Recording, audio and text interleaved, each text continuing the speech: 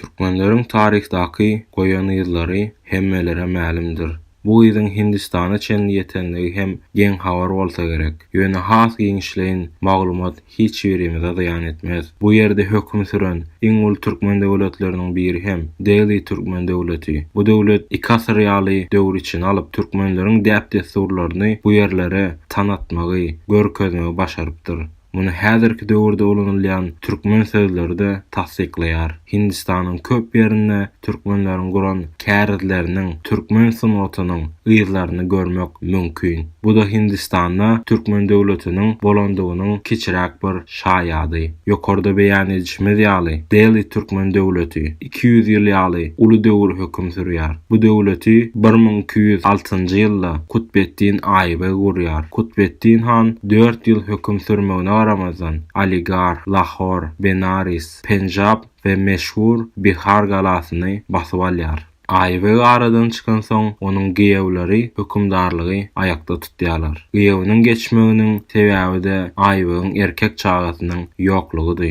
Giýewi ýyl tutmuşkan hem ýurduň çägine Bengal, Gwalior we Ujjaini goşup ülkesini has hem giňeldýär. Ýyl tutmuşkan özüni Hindistanyň sultany diýip tanatmagy başarýar. Ýyl tutmuşkanyň ölümünden soň gyzy Raziýe tagta geçse-de onuň hökümdarlygy uzyn sürmeýär. Sebäbi kakasyny ýetişdiren Çihigan atly edermen eserleri garşy çykýarlar. Bu 40 ýigit mongollary öz ýurduna sokmajak derejede batyr we watansewerdi. Raziýanyň az wagtlyk hökümdarlygyndan soň 40 serkerdäniň içinden Uluhan ady bilen tanalýan Balawan hökümdarlygy öz boýnuna alýar. Uluhan mongollary dol uzaklaşdyrmagy başarýar. Gysga wagtda soň hökümdarlyk döwletiň goşun güýçlerini emele getirýän Kalaç türkmenlerinden Jelaletdin Firoza geçýär. Firozyň nesli hem hökümdarlygy ýöretmegi başarýarlar.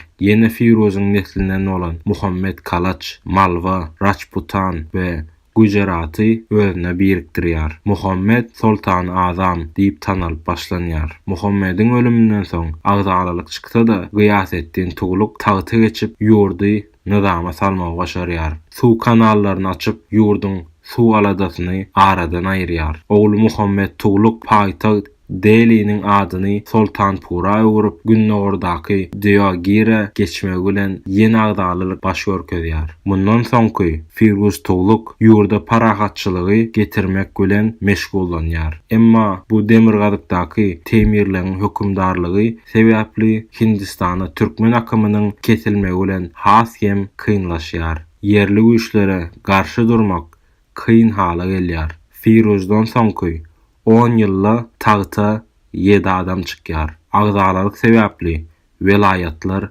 ýurtdan aýrylýar. Soňunda Delhi Türkmen döwleti Owanly Seyit maşgalasyna geçmek bilen türkmenler hökümdarlygy 1413-nji ýylda doly elden çykarýar.